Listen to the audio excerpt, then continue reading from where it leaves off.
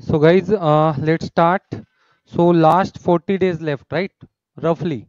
February में almost 26 days and बाद में आपका मार्च, right? So प्लानिंग क्या रहेगा, कैसे हमारा स्ट्रैटेजी रहेगा, आपको क्या करना है, कितना टाइम देना है, कैसे काम करना है, वो हम देखते हैं. So सबसे पहले motivation is very important, right? बिना मोटिवेशन तो काम होगा नहीं. तो मोटिवेशन के लिए हमारे सामने क्या है, दीज 16 कॉलेजेस आर देयर. ठीक है. So this 16 colleges are very important. जिस चीज के लिए हम लोग प्रिपेयर करने वाले हैं वो यही है, यहाँ पे हमको पहुंचना है. सो अगर मैं इसको हाईलाइट करूं, ये लास्ट ईयर यानी 2023 के cut off wise first college कौन सा था, सेकंड कौन सा था, थर्ड कौन सा था, वो पूरा लिस्ट है. ठीक है. सो फर्स्ट नंबर पे आता है पुणे में डिपार्टमेंट ऑफ कंप्यूटर साइंस. ये कोई इंजीनियरिंग कॉलेज नहीं है, ये कोई आर्ट कॉमर्स साइंस कॉलेज नहीं है, मैनेजमेंट कॉलेज नहीं है, ये यूनिवर्सिटी का ही क्या है, डिपार्टमेंट. एंड इनके जो कट ऑफ है सबसे ज़्यादा है. ऑब्वियसली सीट्स भी उस प्रपोर्शन में कमी है उनके पास में, इसीलिए हम लोग क्या बोलेंगे, कट ऑफ सबसे ज़्यादा है. सेकंड में मोस्टली एसपीआईटी के नाम से जाना जाता है. नाउ ये इंजीनियरिंग कॉलेज है, ये मुंबई में है, अंधेरी में. सो सेकंड कट ऑफ यहाँ पे है. और कट ऑफ मतलब यहाँ पे देखिए, ठीक है, इनका रैंक फर्स्ट है, सेकंड है, वहां तक सब ठीक है. बट इनमें ये भी आपको समझना होता है कि कौन सा कॉलेज मैनेजमेंट वाला है, कौन सा कॉलेज इंजीनियरिंग वाला है, और कौन सा कॉलेज साइंस वाला है. तो वो इंटरेस्ट भी आपको एकदम क्लियर रखना पड़ेगा. तो अगर इंटरेस्ट क्लियर रखेंगे तो फिर आपको पता चलेगा, अरे मेरे इंटरेस्ट वाला कॉलेज तो 10 नंबर से स्टार्ट होता है. अगर आपका इंटरेस्ट ही नहीं है पुणे यूनिवर्सिटी के डिपार्टमेंट में जाने का, क्योंकि पुणे यूनिवर्सिटी का डिपार्टमेंट जो है वो साइंस है, एमसीए इन साइंस. और सेकंड इसमें क्या आ जाएगा बाद में, एमसीए इन इंजीनियरिंग आ जाएगा. जैसे अगर हम लोग ये पिंपरी चिंचवड़ की बात करेंगे, पीसीसीओई बोलते हैं इसको. ठीक है, Pimpri Chinchwad college of engineering. यहाँ पे जो एमसीए मैनेजमेंट डोमेन के अंडर है. ठीक है. तो ये छोटी छोटी चीजें है जो आपको पता होनी चाहिए. बट प्राइमरी मोटिवेशन हमारा यही है कि शुरुआती अगर 5-7 कॉलेज में हम जाते हैं, या ये 10-12 कॉलेजेस में जाते हैं, तो प्लेसमेंट का चांस आपका इक्विवेलेंट है ऑलमोस्ट. मतलब प्लेसमेंट ऑलमोस्ट हो जाता है. मैं ये नहीं कहूँगा 100% होगा, बट आपके स्किल के बेस पे आराम से यहाँ पे प्लेसमेंट हो जाता है. रेडी कैंपस होता है, कैंपस में कंपनीज आती है और काम हमारा बन जाता है. तो एक बार लिस्ट देख लेते हैं हम लोग.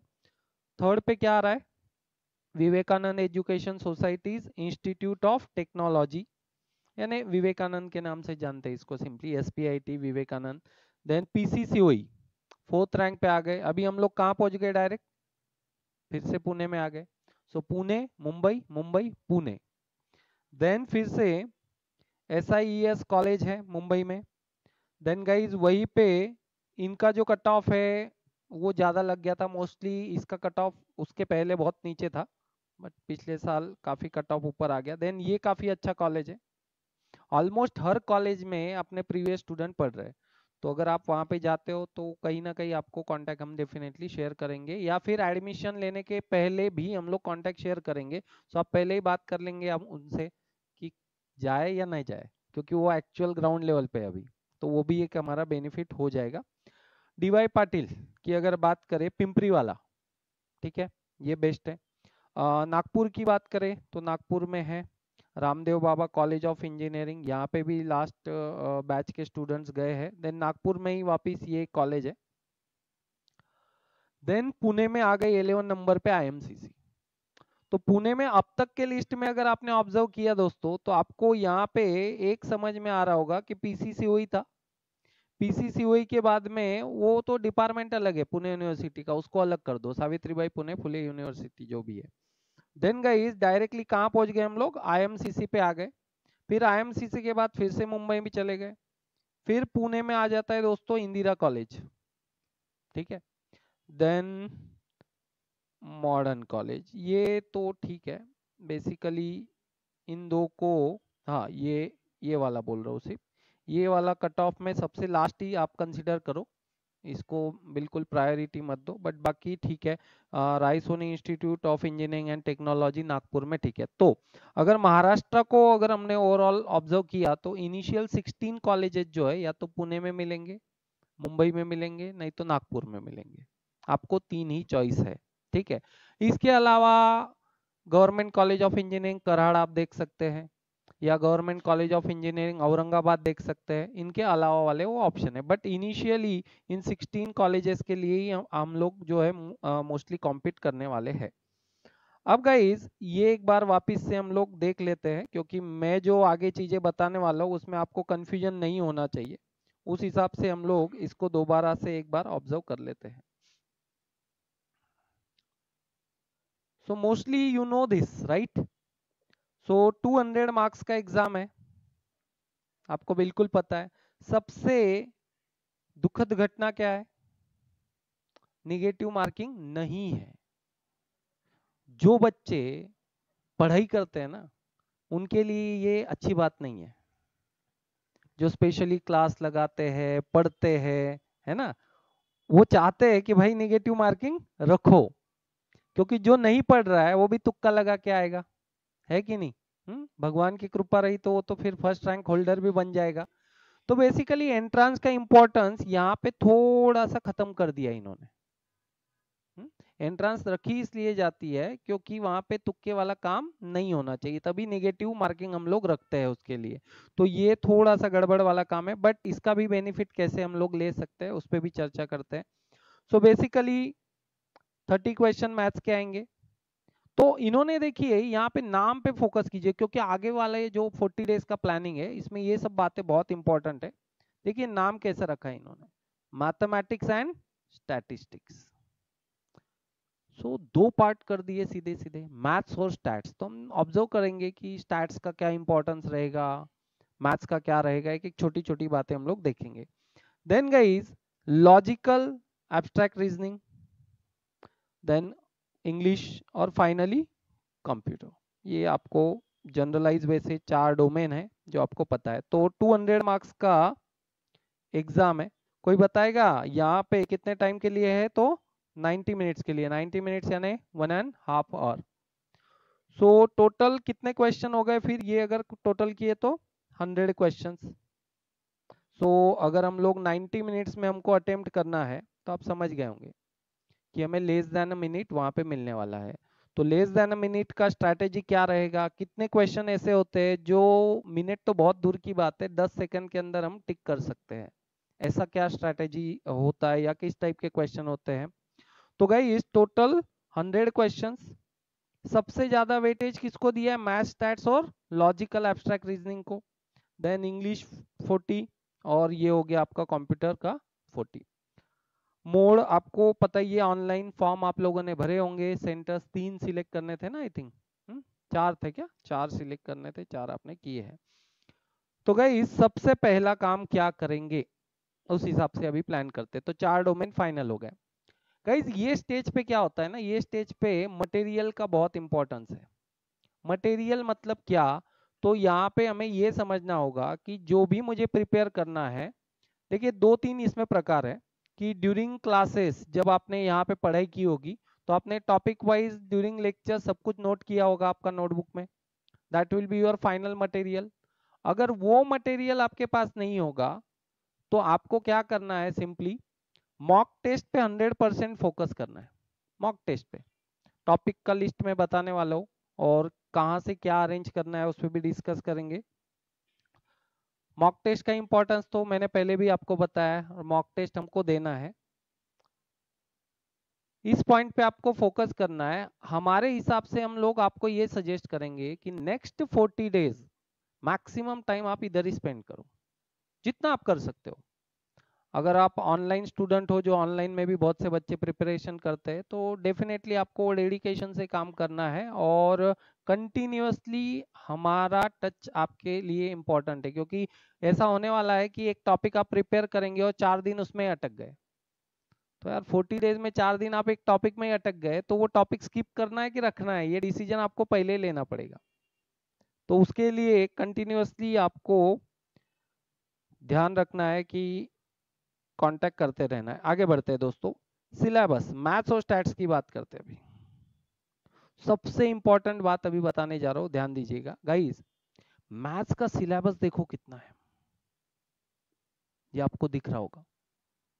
और यहाँ पे मेजर टॉपिक्स की अगर बात करें, और 12 तक का ही प्रिपरेशन होता है वैसे, बट अलजेब्रा बस नाम लिखा हुआ है, बट अलजेब्रा के अंदर मल्टीपल टॉपिक्स है, राइट। देन गाइस सबसे इंपॉर्टेंट यहाँ पे ये नाम दिख रहा होगा आपको, अरिथमेटिक, अलजेब्रा और अरिथमेटिक।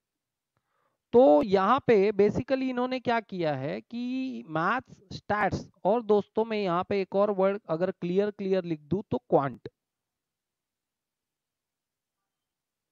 तीन है यहाँ पे।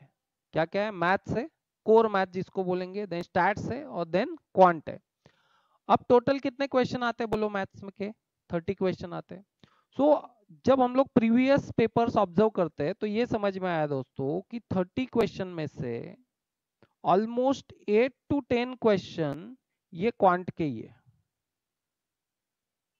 8 to 10 क्वेश्चन क्वांट के ही है, और 5 क्वेश्चंस दोस्तों स्टैट्स से है। रफली 4 to 5 या हम लोग ले सकते हैं यहाँ पे, और जो बाकी बचे हुए 15 क्वेश्चन है वही सिर्फ किसके हैं? मैथ्स। ठीक है, मैथ्स में क्या क्या आ गया? तो मैथ्स 15 मार्क्स के लिए आप क्या प्रिपेयर करते हो और इनके लिए क्या प्रिपरेशन चाहिए उस पर थोड़ा ध्यान देते हैं। ये देखिए, अलजेब्रा की बात करते हैं। सो ये मैथ्स के अंदर आया, कोऑर्डिनेट जियोमेट्री मैथ्स के अंदर आया, डिफरेंशियल इक्वेशन मैथ्स के अंदर आ गया, ट्रिगोनोमेट्री मैथ्स के अंदर आ गया, प्रोबेबिलिटी एंड स्टैटिस्टिक्स ये स्टैट्स के अंदर कर दिया उन्होंने, जो प्रोबेबिलिटी वाला पार्ट भी उसी के अंदर इन्वॉल्व कर दिया। देन गाइस अरिथमेटिक की अगर बात करेंगे ये क्वांट है, ठीक है। So this is statistics, this is quant, and again हम लोग यहाँ पे इसको किस के अंदर ले लेंगे? मैथ्स के अंदर ले लेंगे, ठीक है। तो मैथ्स के लिए कितना प्रिपरेशन, मैथ्स अगर आप प्रिपेयर करते हो तो मैथ्स के लिए कितने टॉपिक प्रिपेयर करने हैं उसकी तरफ आप ऑब्जर्व कीजिए। 1 2 3 4 5 एंड 6, और उसके अंदर के सब टॉपिक को ऑब्जर्व करना है। तो जब ये ऑब्जर्वेशन करते हैं तो ये पता चलता है कि यार अननेसेसरीली हम लोग उन टॉपिक्स के अंदर इन्वॉल्व हो गए जो बहुत टाइम लेते हैं। जैसे कोऑर्डिनेट डिफरेंशियल इक्वेशन तो ठीक है, but coordinate geometry and trigonometry ये दो टॉपिक काफी टाइम टेकिंग है। इवन हम लोग जब रेगुलर सेशंस ले रहे थे तो कम से कम ऐसे 10-10 12-12 लेक्चर चलते हैं उसके, ठीक है। सो कोऑर्डिनेट जियोमेट्री हो या ट्रिगोनोमेट्री हो, तो एट दिस स्टेज मैं आपको सजेस्ट करूंगा, अगर पहले से आपका प्रिपरेशन ओके है for the coordinate geometry and trigonometry तो ठीक है, ठीक है। अदरवाइज आपको क्या करना है, आपको ये टॉपिक्स करके जाने हैं। देखिए क्लियर क्लियर मैं यहाँ पे हाईलाइट कर रहा हूं, ये equation of line, mid point, intersection, distance formula, parabola, ellipse and hyperbola.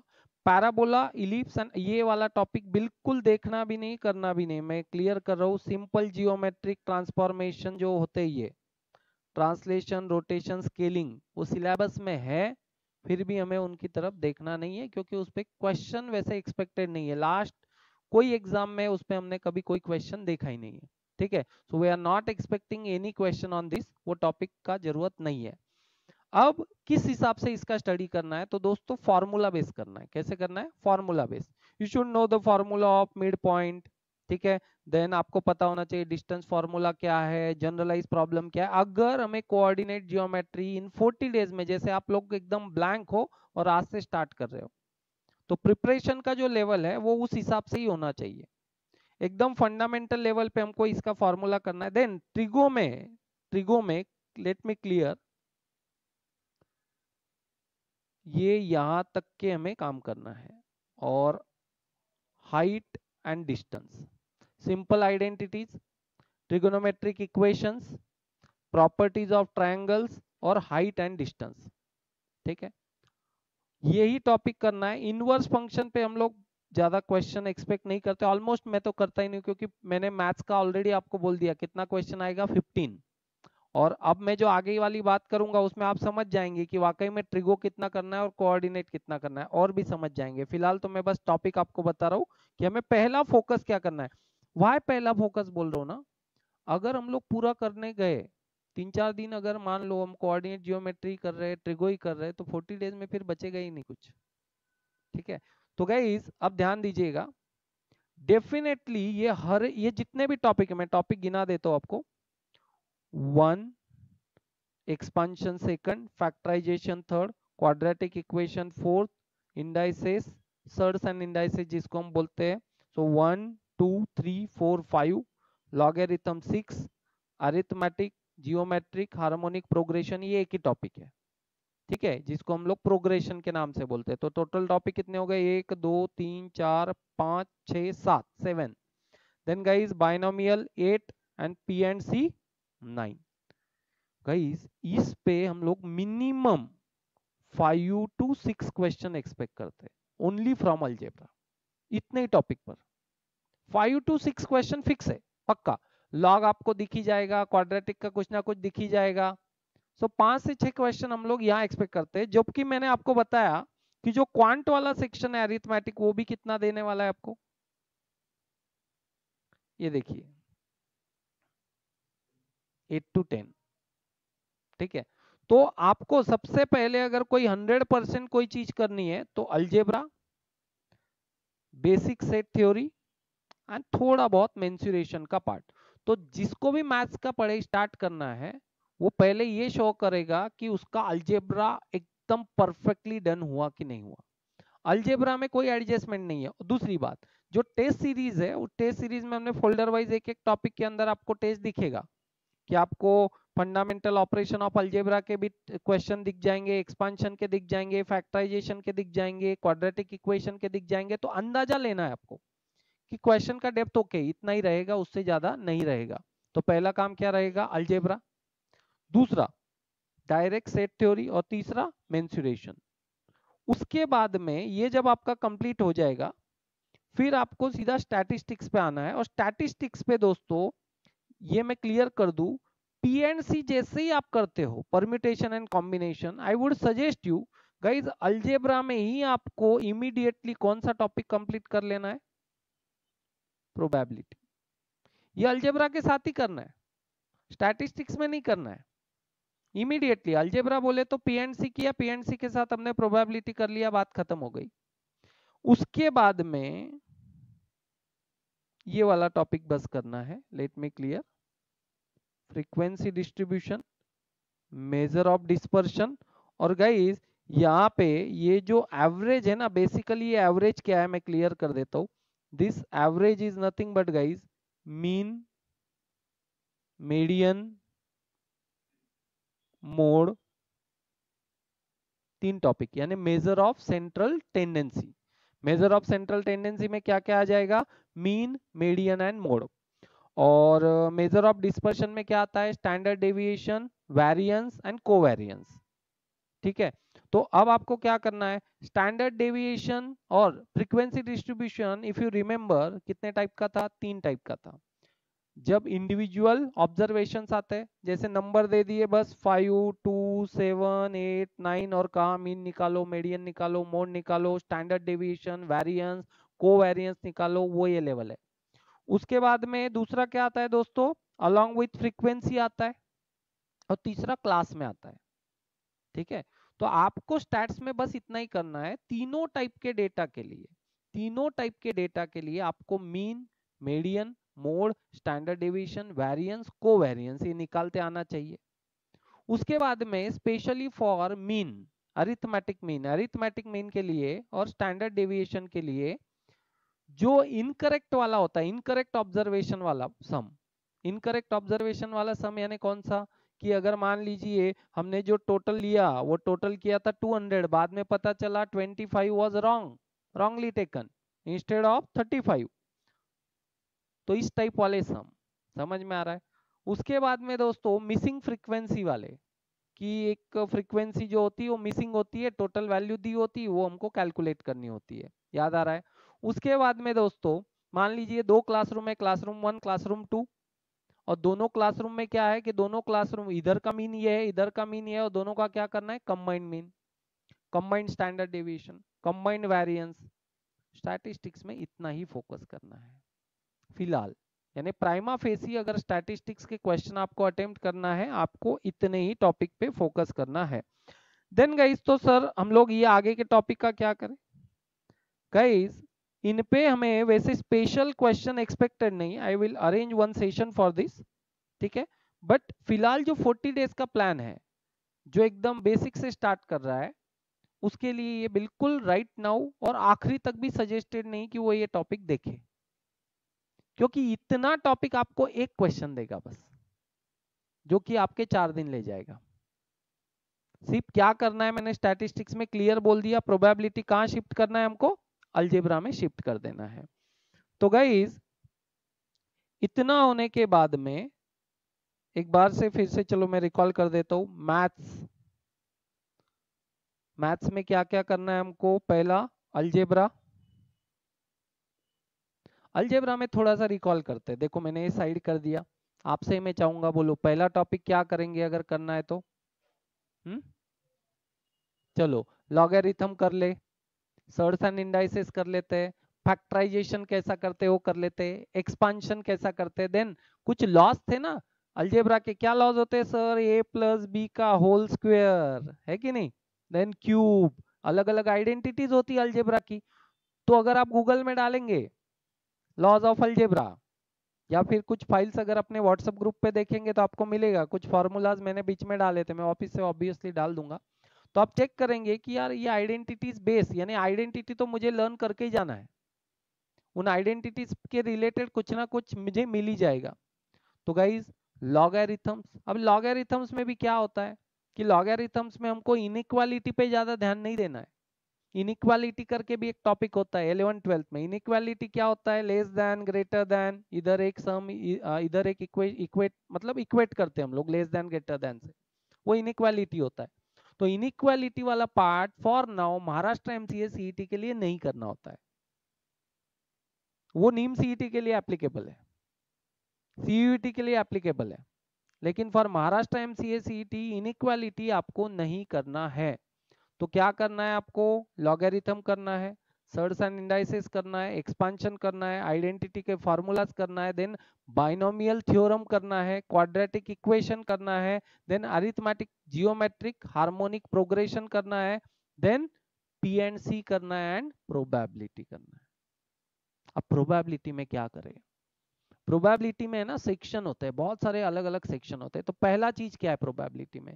So probability में हम लोग पहले कार्ड्स वाले प्रॉब्लम खत्म कर देंगे, फिर डाइस वाले प्रॉब्लम खत्म कर देंगे, या तो कार्ड वाला प्रॉब्लम या डाइस वाला प्रॉब्लम, ये मोस्टली कॉमन प्रॉब्लम है। देन पीएनसी जिसमें इन्वॉल्व है वो वाले प्रोबेबिलिटी के सम खत्म कर देंगे, वो एक बात है। देन कुछ फॉर्मूला बेस्ड प्रोबेबिलिटी, जैसे probability of A union B, याद आ रहा है आपको, equal to probability of A plus probability of B minus probability of, बराबर है। पक्का वाला सम है ये भी कहीं ना कहीं आता ही आता है, ठीक है, इस वाले फॉर्मूला पे बेस। फिर इस पे वो ऐसा भी देगा probability of A complement union B, इसको निकाल के दो, वैल्यू दे देगा पी ऑफ ए के पी ऑफ बी के। तो ये वाला कैटेगरी प्रोबेबिलिटी में अलग है। बच्चे क्या होता है, बच्चे प्रोबेबिलिटी में अननेसेसरीली फंस जाते हैं, सेक्शन नहीं कर पाते इसलिए, ठीक है।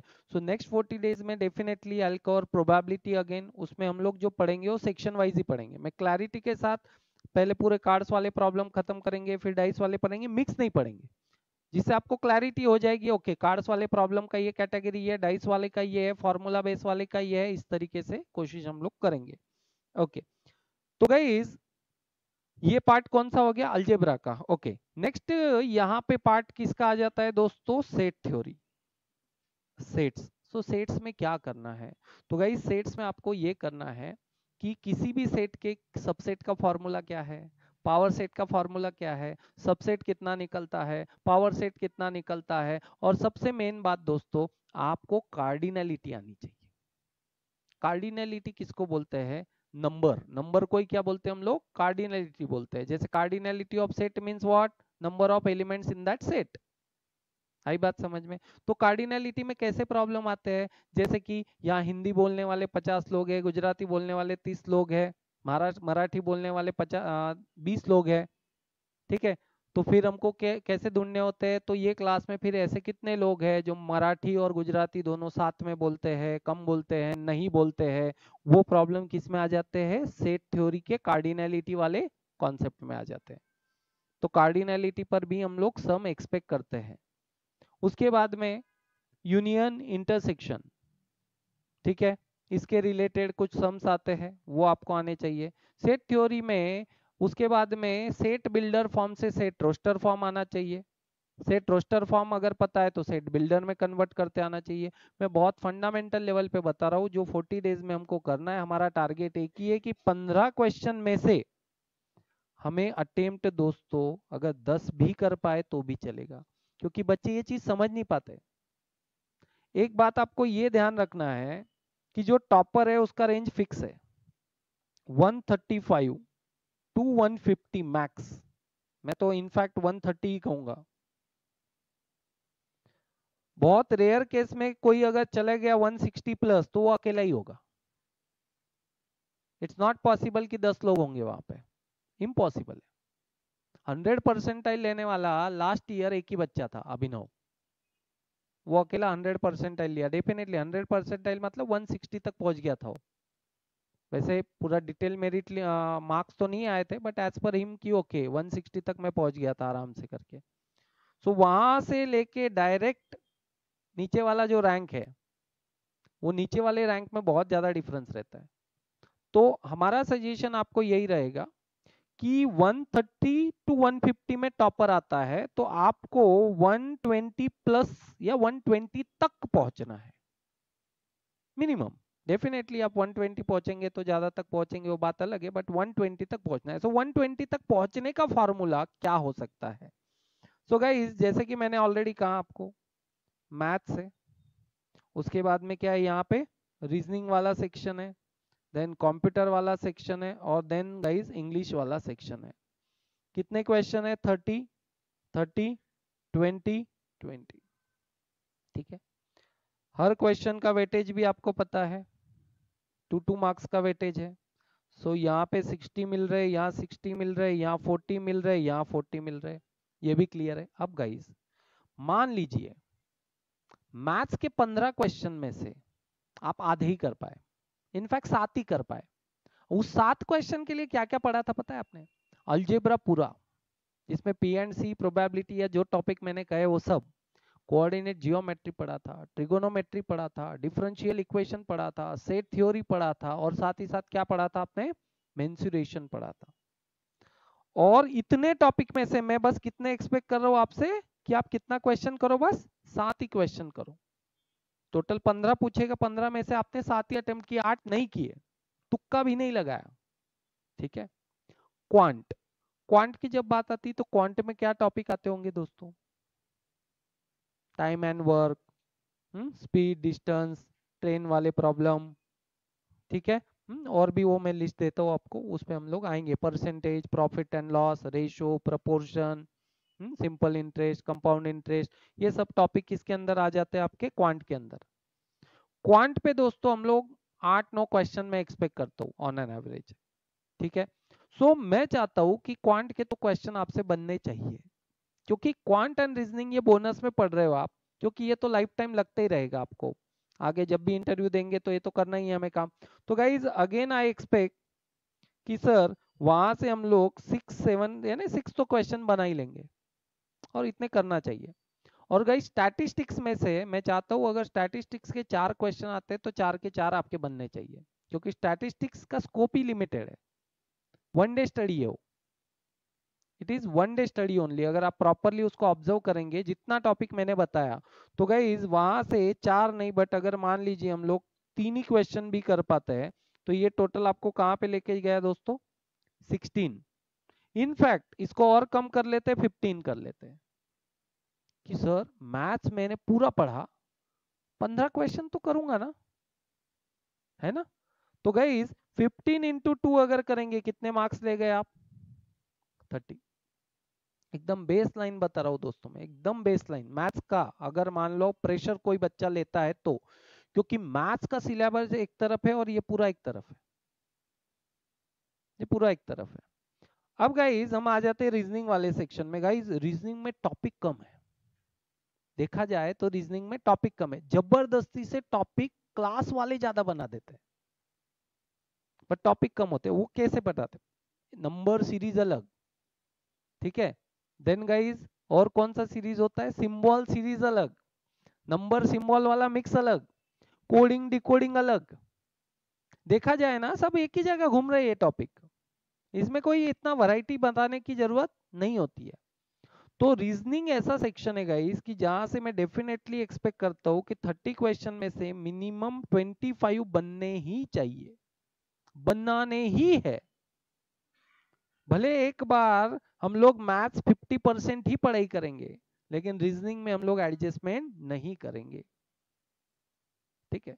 हाँ, मैथ्स जो यहाँ से स्टार्ट कर रहा है डेफिनेटली उसके लिए टफ है, लेकिन जो पहले से करते आ रहा है उसके लिए मैथ्स तो डेफिनेटली बन जाता है, फिर उसके लिए कोई दिक्कत नहीं आएगी, ठीक है। मैं ये नॉर्मल एवरेज रेंज में बता रहा हूँ गाइज। अगर हम लोग 25 क्वेश्चन यहाँ पे करते हैं तो डेफिनेटली हम कितना एक्सपेक्ट कर लेते हैं? 50। नाउ 50 एंड 30 कहाँ तक पहुंचते हैं? 80। जबकि मैथ्स मैंने 50% पे ही खत्म कर दिया, और अगर मैथ्स 50% खत्म कर दिया ना, 40 डेज बहुत है दोस्तों, बहुत है। रीजनिंग हफ्ता भर बहुत हो जाता है। देन कंप्यूटर वाले सेक्शन में अब यहाँ पे भी बहुत बड़ा मिथ है, वो मिथ मैं क्लियर कर देता हूँ। देखिए अब तक के जो रिसेंट 4-5 साल में जो एग्जाम्स हुए हैं उनमें अगर कंप्यूटर सेक्शन के क्वेश्चन देखेंगे तो they haven't followed the syllabus. उन्होंने कभी सिलेबस को फॉलो ही नहीं किया है। उन्होंने देखा है कि नहीं देखा है, ऐसा सवाल आता है। बहुत ही जनरलाइज वे से वो क्वेश्चन पूछते हैं। अब उन्होंने वहां लिखा है ऑपरेटिंग सिस्टम बेसिक्स, क्या लिखा है? ऑपरेटिंग सिस्टम बेसिक्स में यहाँ पे आपको लेके आता हूँ कंप्यूटर वाले सिलेबस पे। अगर आप यहाँ देखेंगे ऑपरेटिंग सिस्टम बेसिक्स, क्या समझ में आएगा बताओ? पढ़ना क्या है हमें? विंडोज के बारे में पढ़ना है, लाइनक्स के बारे में पढ़ना है, या जनरलाइज ऑपरेटिंग सिस्टम जो हमें टीवाई बीएससी कंप्यूटर साइंस या टीवाई बीसीए में या एसवाई में बच्चों को होता है? तो ऑपरेटिंग सिस्टम का जनरलाइज ही स्टडी आपको करके जाना है। जनरलाइज का मतलब क्या होता है, ठीक है।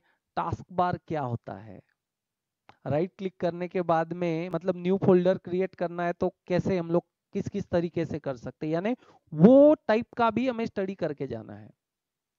ऑपरेटिंग सिस्टम के टाइप्स कौन से होते हैं, ऑपरेटिंग सिस्टम का कर्नल तक आपको नहीं पहुंचना है, ऑपरेटिंग सिस्टम की फंक्शनैलिटी तक आपको नहीं पहुंचना है। ऑपरेटिंग सिस्टम तक कहां तक पहुंचना है? हमें जनरलाइज बेसिक बेसिक कॉन्सेप्ट तक हमको काम करना है। तो गाइस जो क्वेश्चन अभी लास्ट ही 2023 में एक क्वेश्चन आया था कि HTML रिलेटेड क्वेश्चन था। तो HTML का स्कोप यहाँ पे अगर हम लोग ऑब्जर्व करें तो कहीं नहीं है। DBMS डेटाबेस रिलेटेड क्वेश्चन था, कहीं नहीं है। बट उन्होंने डेटाबेस का स्कोप कहां से निकाल लिया पता है? ये दिख रहा है, fundamentals of data and file structures. तो यहाँ पे हाँ दूसरी एक और बात दोस्तों, इन दिस ईयर अगर आप उनका ब्रोशर डाउनलोड करेंगे 2024 का, तो ब्रोशर में ये वाला टॉपिक उन्होंने मेंशन किया है, लेकिन वही वेबसाइट पे, ठीक है, नहीं ब्रोशर में मेंशन नहीं किया है, लेकिन वेबसाइट से जब आप सिलेबस डायरेक्ट डाउनलोड करेंगे तो आपको ये टॉपिक मिलेगा वही वेबसाइट पे, सेम वेबसाइट पे। ब्रोशर जो है, ब्रोशर के अंदर क्या नहीं मिलेगा आपको? Fundamental of data and file structure नहीं मिलेगा ये टॉपिक, लेकिन बाहर से डाउनलोड करेंगे वही वेबसाइट से तो आपको ये टॉपिक मिलेगा। तो ये टॉपिक के अंदर क्या है? Basics of database and basics of data structure. तो हम लोग रिस्क तो नहीं ले सकते और एट दिस स्टेज उनसे कोऑर्डिनेशन भी नहीं कर सकते। तो गाइस फिर इसमें करना क्या है? तो इसमें एकदम से बेसिक टॉपिक हमको करके जाना है, stack queue, stack and Q, उनका ऑर्गेनाइजेशन, उनके प्रोग्राम नहीं करना है। स्टैक का फंक्शन, जैसे स्टैक में क्या क्या ऑपरेशन होते हैं, पुश, पॉप, एम्प्टी, ठीक है। देन गाइस मुझे बताओ, रिकर्शन अगर हैंडल करना है तो स्टैक यूज करेंगे कि क्यू यूज करेंगे? कौन बताएगा? स्टैक या क्यू? सी प्रोग्रामिंग में फंक्शन होते हैं, रिकर्सिव भी फंक्शंस होते हैं या रिकर्शन भी हम लोग करते हैं उसके अंदर। तो गाइस उसके लिए कौन सा डेटा स्ट्रक्चर इस्तेमाल हो, दैट इज स्टैक। ठीक है, तो एकदम बेसिक बेसिक लेवल के क्वेश्चंस उस पे हमको एक्सपेक्टेड है। देन गाइस यहाँ से आगे वाला पार्ट मैं बिल्कुल भी आपको सजेस्ट नहीं करता हूँ, मैं बस इतना सजेस्ट करता हूँ, representation of characters, integers and fraction, बिल्कुल ये करने की जरूरत नहीं है, आपको इतना ही करना है बस, binary and hexadecimal representation. But यहाँ पे बाइनरी एंड हेक्सा ही बोला है, बट एक और करना है, कौन सा, ऑक्टेल, दिया नहीं है बट करना है। तो क्या है, binary to hexa, hexa to binary, binary to octal, octal to hexa, whatever जो भी है। देन गाइस इतना पार्ट आपको करना है बस, एडिशन, सब्ट्रैक्शन, डिवीजन, मल्टीप्लिकेशन, ये वाला पार्ट नहीं करना है, नॉट सजेस्टेड। ठीक है, टूज कॉम्प्लीमेंट वगैरह थोड़ा सा करके गए, one's complement, two's complement, basic सी चीजें। उसके बाद में दोस्तों सिर्फ ये वाला पार्ट करना है, Boolean algebra and truth table, Venn diagram is not required. ठीक है, जैसे के मैप वगैरह भी है, वो वाला पार्ट आपको महाराष्ट्र एमसीए सीईटी के लिए नहीं करना है। ओनली नंबर कन्वर्जन, थोड़ा बहुत बुलियन अलजेब्रा, और ज्यादा से ज्यादा थोड़ा बहुत क्या, ट्रूथ टेबल। यहाँ पे कोई भी टाइप का नैंड गेट, एंड गेट, कोई भी टाइप का नॉर गेट कुछ नहीं करना है आपको, वो लेवल ही नहीं है, वहां तक पहुंचना ही नहीं है। स्कोप बिल्कुल लिमिटेड में कर देता हूँ, जिससे आपका कॉन्फिडेंस बढ़ जाएगा और कम टाइम में डेफिनेटली आप 100+ कर पाएंगे, कम टाइम में। रही बात दोस्तों ये सब टॉपिक, सिर्फ और सिर्फ ज्यादा से ज्यादा दोस्तों ये वाला टॉपिक करके जाओ, कौन सा, कंप्यूटर मेमोरी। डिटेल्ड में करना है, रैम क्या है, रोम के कितने टाइप है, स्टैटिक रैम क्या है, डायनामिक रैम क्या है। ठीक है, लेकिन डेफिनेशन तक का स्कोप, और उसके अंदर नहीं जाना है हमें। ठीक है, सीपीयू अगर कहा तो ज्यादा से ज्यादा क्या मालूम चाहिए कि सीपीयू के अंदर एएलयू होता है, एएलयू का काम क्या है, सीयू होता है, सीयू का काम क्या है। देन गाइस यहाँ पे कुछ बसेस होती है कंप्यूटर ऑर्गेनाइजेशन में, जैसे सिस्टम बस होती है, एड्रेस बस होती है, कंट्रोल बस होती है, कौन सी बस का काम क्या होता है। तो कंप्यूटर वाला सेक्शन ऐसा है दोस्तों, जो आपको विद इन 2 सेकंड स्क्रीन पे क्वेश्चन रिफ्लेक्ट होते ही टिक करके आगे बढ़ सकते हो, इतना इसका बेनिफिट है। Maths can take time, but computer के 20 क्वेश्चंस को अटेम्प्ट करने के लिए बिल्कुल टाइम नहीं लगता।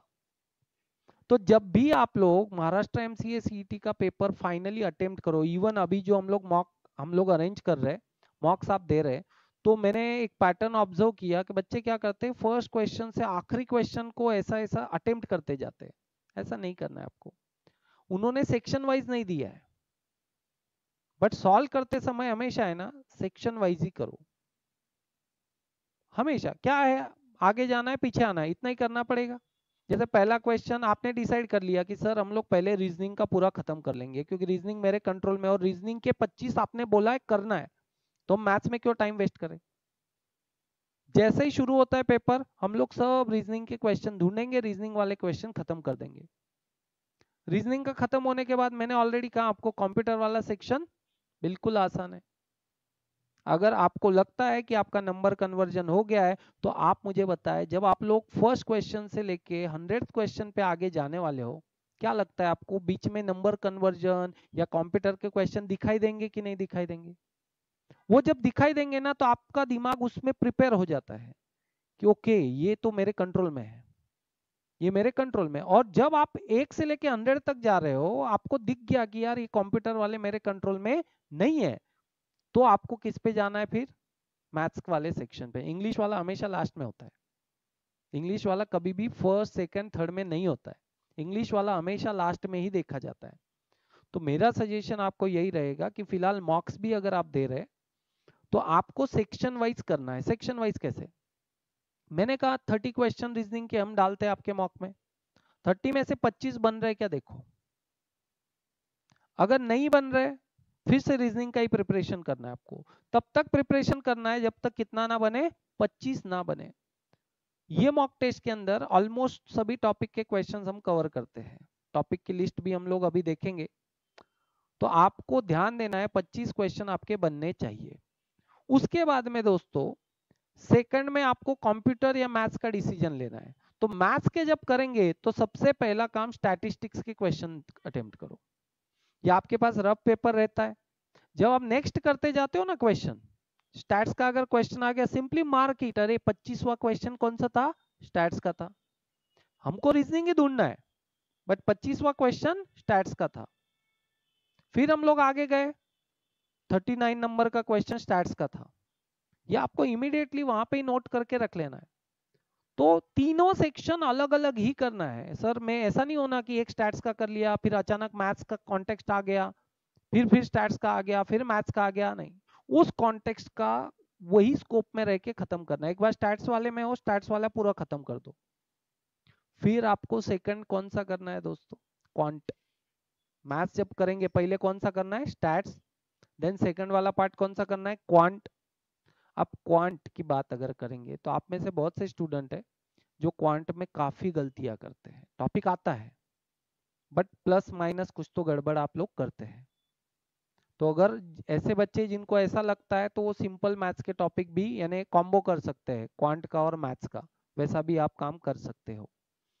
थर्ड नंबर पे अभी हम पहुंच गए। तो थर्ड नंबर पे कौन सा बोला मैंने, फिर अगर मैथ्स आपने पहले कर दिया ये तो कंप्यूटर वाला सेक्शन रहेगा, और फोर्थ में क्या रहेगा, इंग्लिश।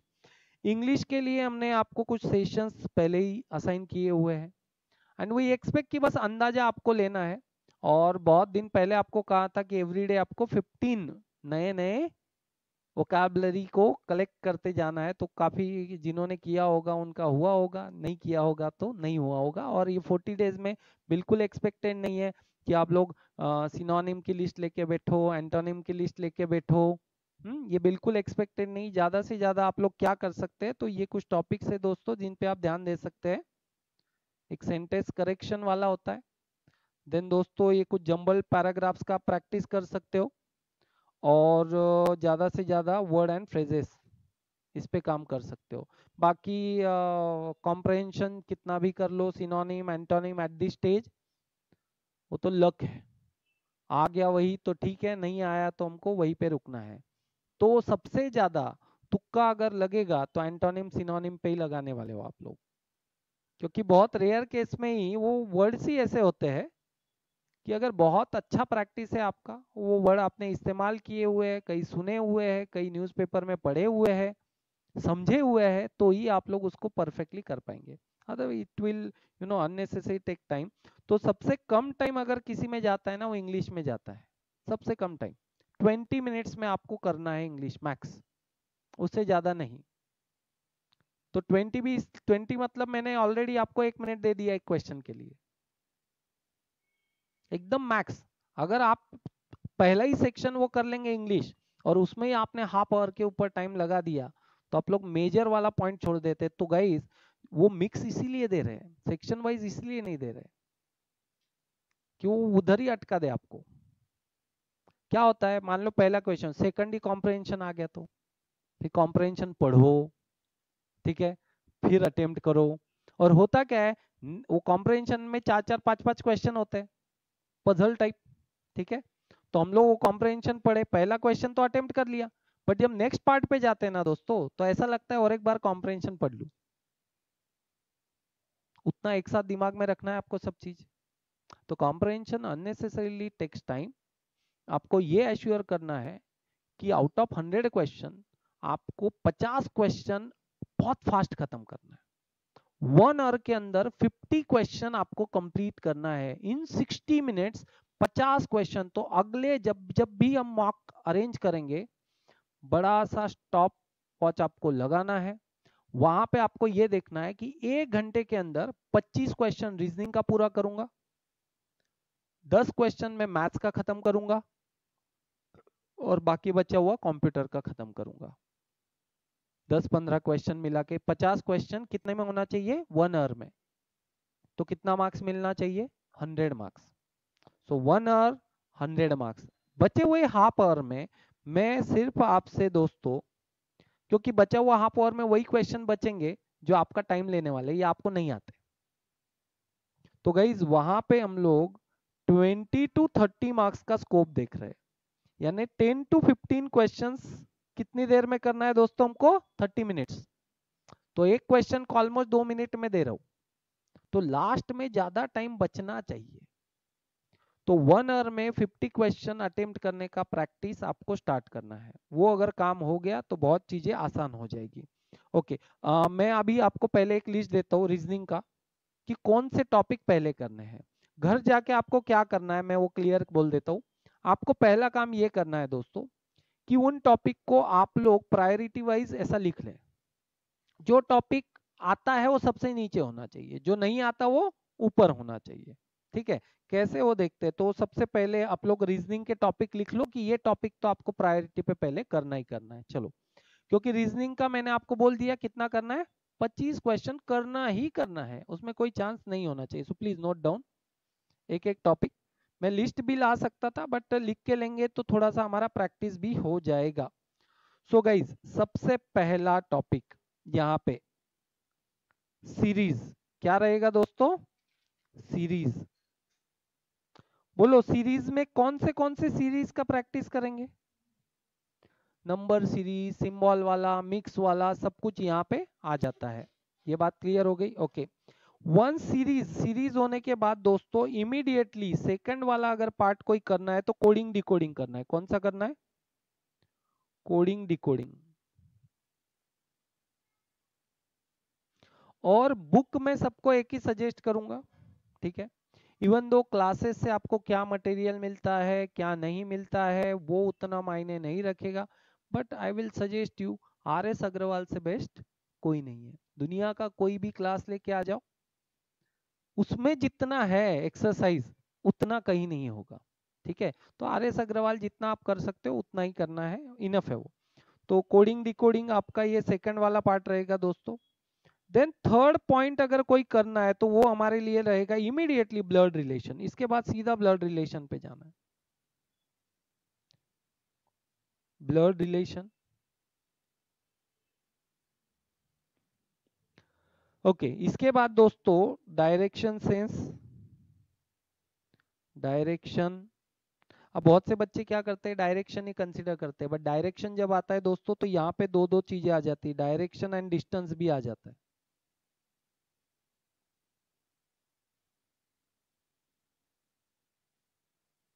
ठीक है, देन गाइस फिफ्थ वाले पॉइंट पे हम आ जाते हैं। कोई बताएगा मुझे, बोलो फिफ्थ पॉइंट कौन सा रहेगा? Sitting arrangement. कौन सा रहेगा? Sitting arrangement. बहुत इंपॉर्टेंट पॉइंट है दोस्तों, ये कुछ चीजें हैं जो बिल्कुल हम लोग स्किप नहीं कर सकते। Sitting arrangement. Then guys sixth point, important point, ranking.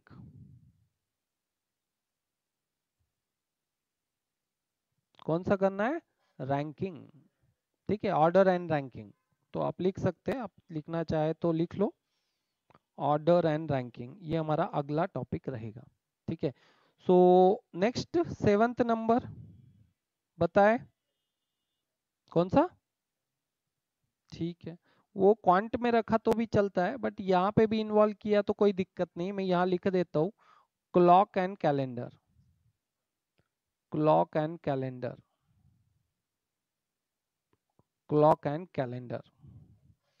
Then guys यहाँ पे एक और चीज हमें करके रखना है जो प्रैक्टिस वाइज इंपॉर्टेंट रहेगा। जो वेन डायग्राम रिलेटेड क्वेश्चन रहते हैं, लॉजिकल वेन डायग्राम। अभी लॉजिकल वेन डायग्राम मतलब क्या होता है ना, कि इस टाइप के भी होते हैं कभी कभी। ठीक है, logical Venn diagram. So please note down logical Venn diagram. Logical Venn diagram, ये एक टॉपिक हमारे लिए इंपॉर्टेंट रहेगा। देन गाइस नाइन्थ नंबर पे आ जाते हैं cube and dice. Cube and dice. Then tenth number syllogism.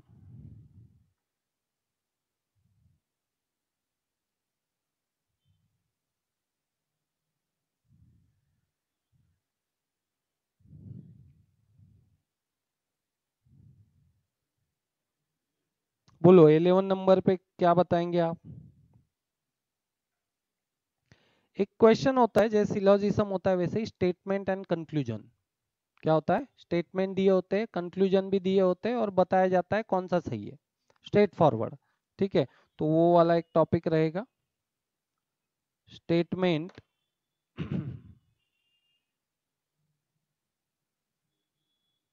And conclusions.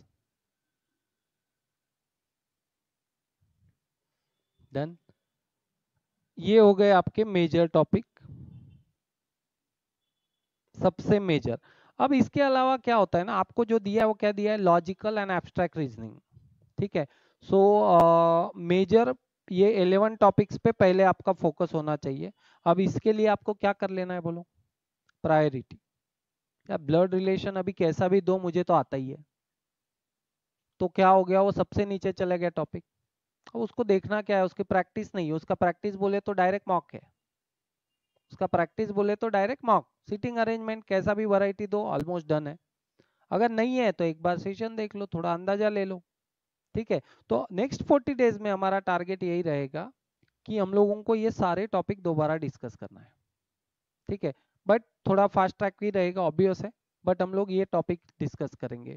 Quant की जब बात करते हैं तो क्वांट में कौन सा टॉपिक करना है और कौन सा स्किप करना है, अभी देखिए इसमें बहुत और टॉपिक मैं लिख सकता था, बट इतना पहले करना है। ठीक है, देन गाइस क्वांट की बात करते हैं। क्वांट में जो करना ही करना है ना, वो है पहला number system.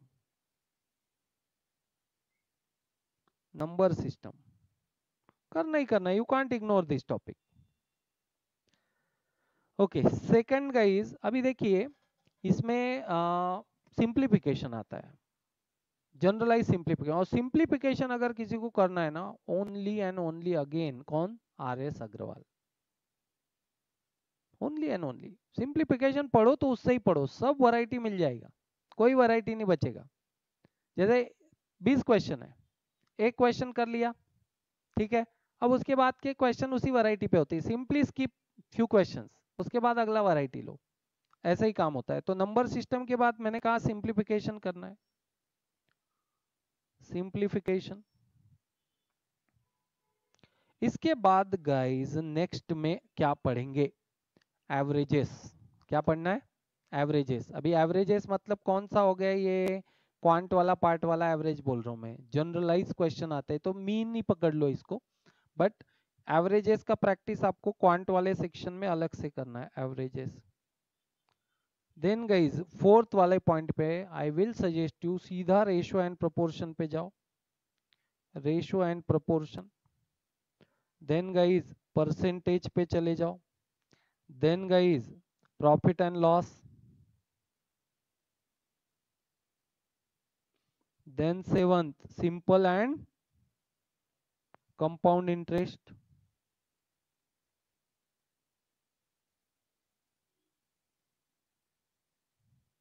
Then time and work,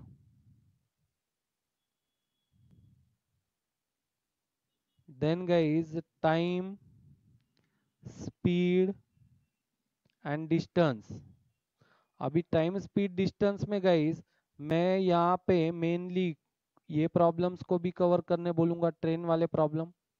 अब ट्रेन वाले प्रॉब्लम कैसे होते हैं ना, थोड़ा सा समझ लीजिए। देखिए आप एक बात समझ लीजिए, मान लीजिए बाउंड्री है, ये बाउंड्री, अब ये बाउंड्री के यहाँ पे मैं खड़ा हूँ, ठीक है, और ये बाउंड्री के यहाँ पे ट्रेन है, ठीक है, रस्सी है मान लीजिए, बाउंड्री मतलब रस्सी है।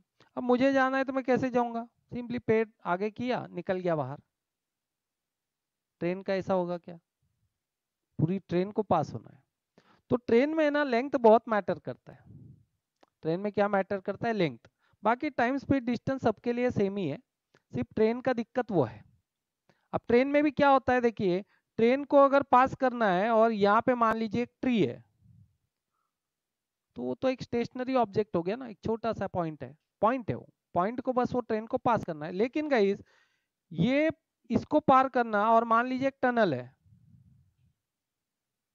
इस टनल को पार करना, दोनों में अंतर है। वो एक पॉइंट था, पॉइंट को पार करना अलग है, और टनल को पार करना अलग है, मतलब टनल का भी लेंथ हमको देखना है, ट्रेन का भी लेंथ हमको देखना है, तो थोड़ा ये वैरायटी अलग है।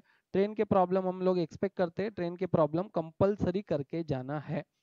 Then guys 10th number, mixtures and alligation, mixtures and alligations. अब गाइस मिक्सचर्स एंड एलिगेशन मतलब क्या?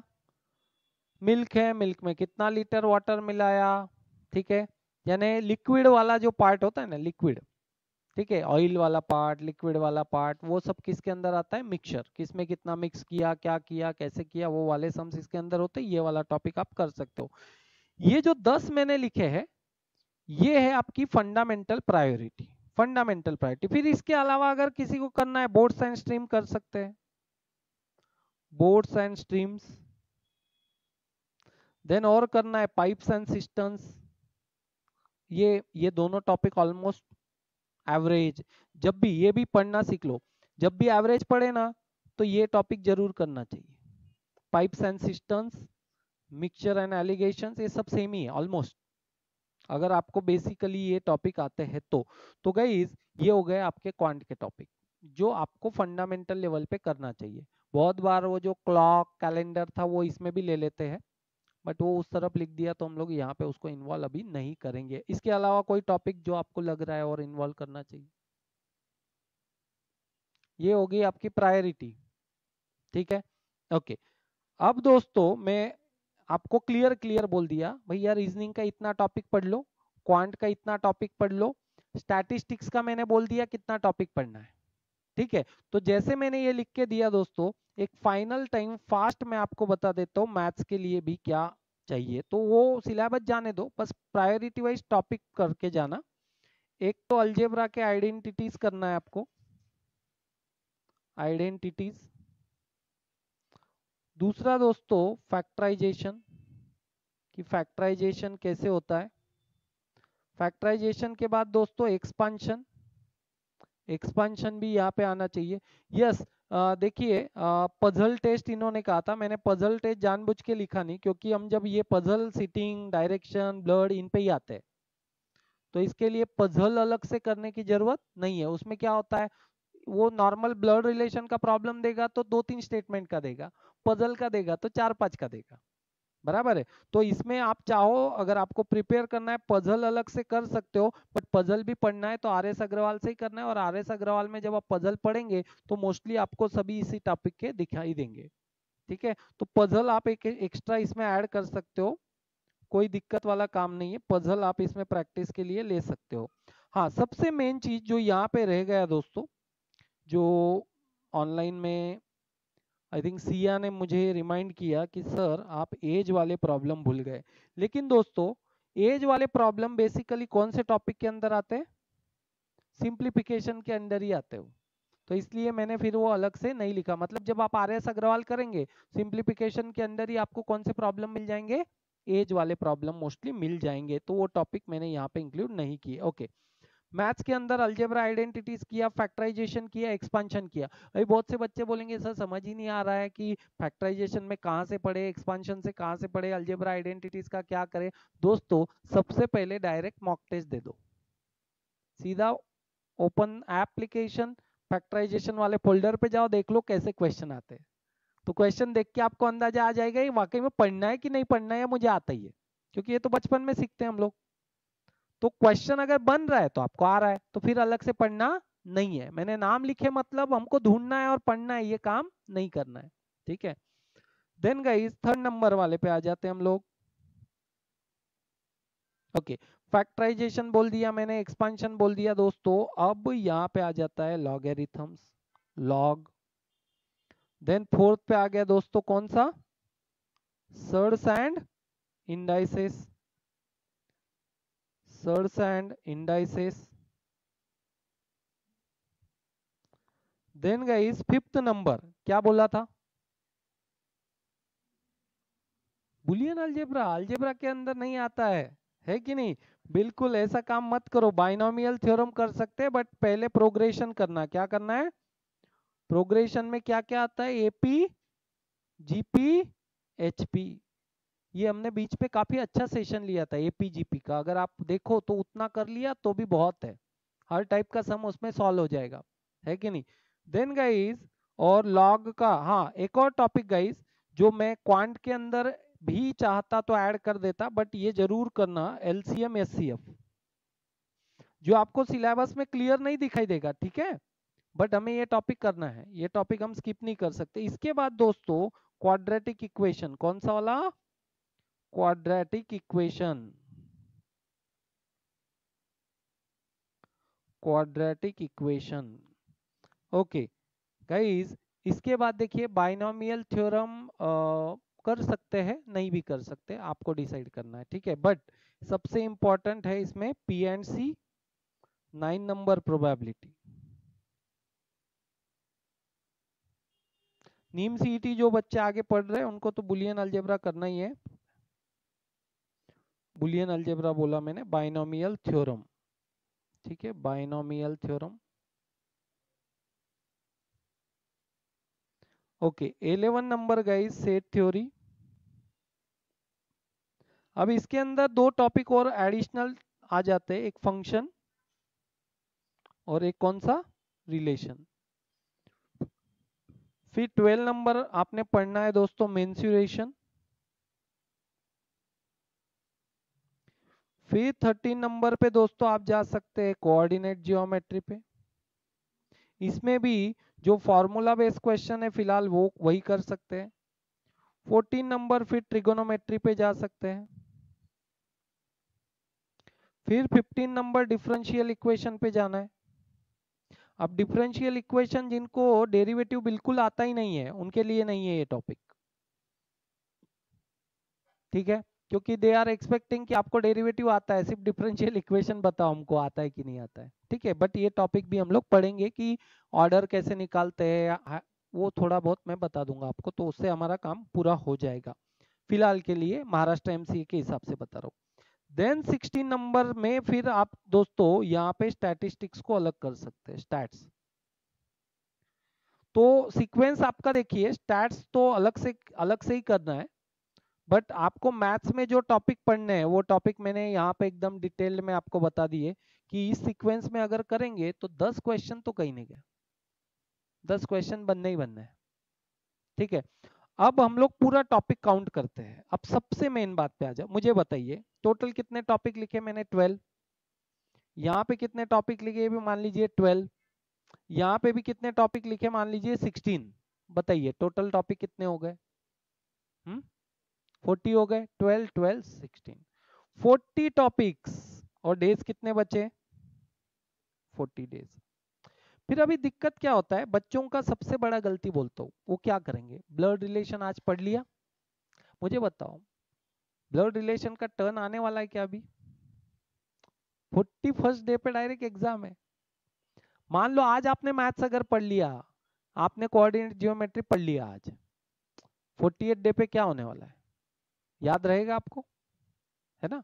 40 डेज में ऐसी पढ़ाई नहीं की जाती है दोस्तों, कि एक दिन में एक पूरा टॉपिक ही पढ़ लूंगा, फिर उसको टर्न ही नहीं आएगा। अगर आप ऐसा करेंगे तो आप ये चीज समझ गए ना।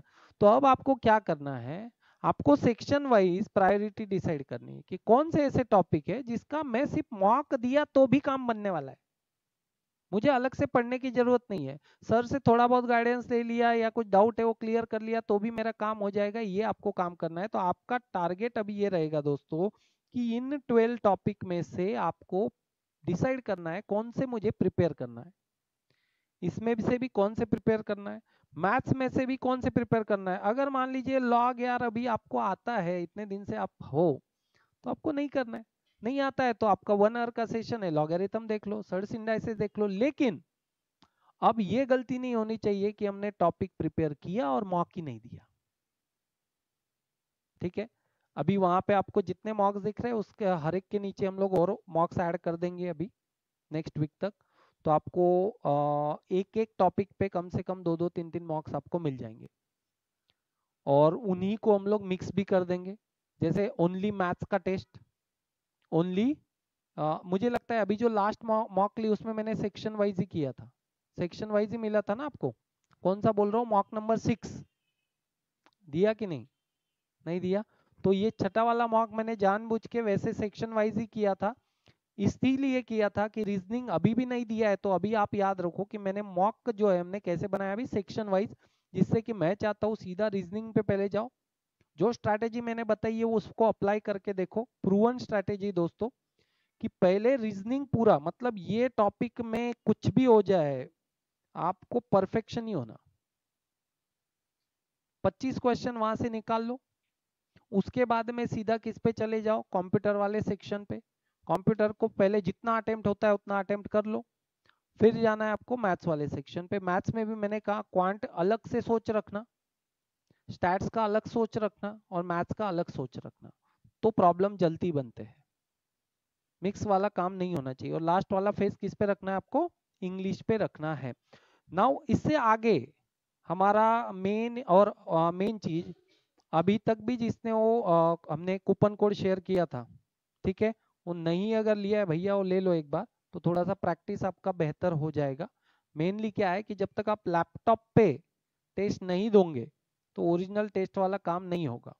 कम से कम 12 मॉक टेस्ट हम पूरा इन्वॉल्व करेंगे, तो 12 मॉक टेस्ट आपको देना है। और लास्ट के जो 4 डेज है डेफिनेटली उसमें आपको थोड़ा पढ़ना वाला काम कम करके ओनली मॉक्स पे ही रहना है और फाइनल टेस्ट देना है। रही बात आपका जो एकेडमिक्स अभी चल रहा है दोस्तों, 40 डेज नहीं पढ़ाई किया तो भी कुछ बहुत फर्क पड़ने वाला नहीं है। वैसे भी एग्जाम आया तो पैनिकनेस तो आता ही है, जो फाइनल ईयर में है उनकी बात कर रहा हूँ।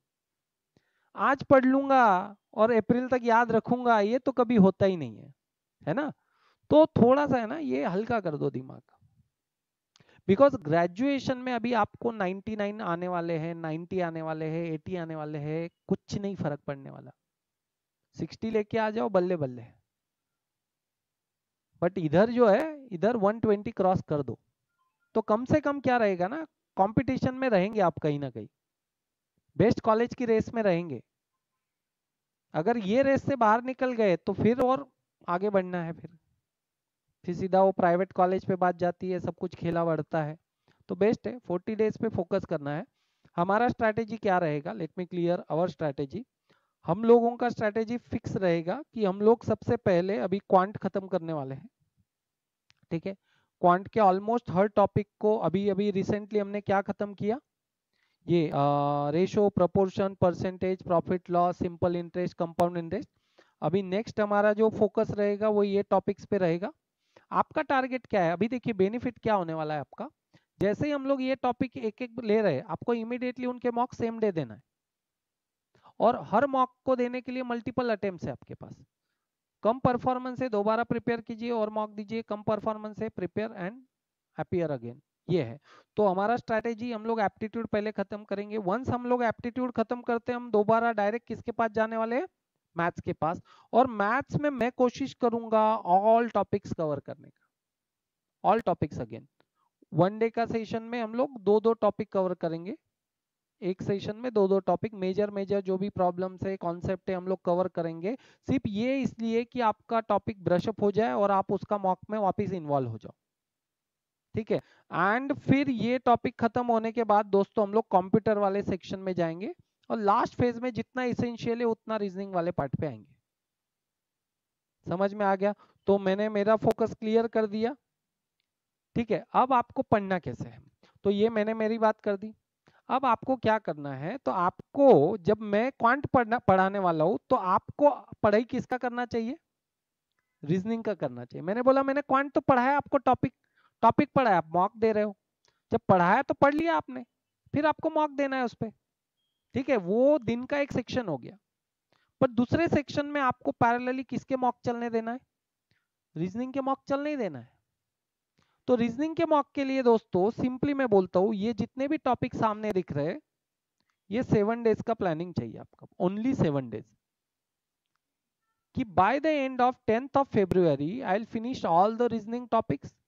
नोटबुक में मेरे पास में हर टॉपिक का जितना कंटेंट चाहिए उतना रहना चाहिए।